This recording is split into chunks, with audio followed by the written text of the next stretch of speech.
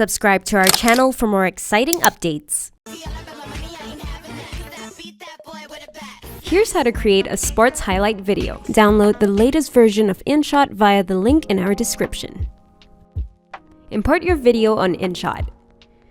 Scroll to the motion you want to freeze, tap Freeze, select the first clip, press Speed, Curve, and adjust the speed curve to your liking.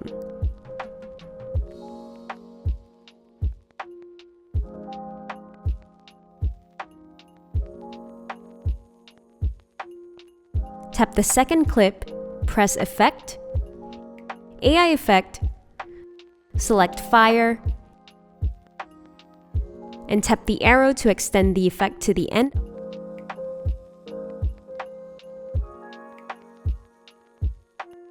Now tap PIP, Materials, Green Screen, and select the sports frame. Tap Autofill to fit to screen, press Cutout, and Chroma to remove the green screen. Now adjust the strength and shadows, and you'll have this engaging video highlighting the record-breaking moments. Have you made a sports highlight video? Let us know in the comments. Don't forget to like and subscribe to InShot on our socials.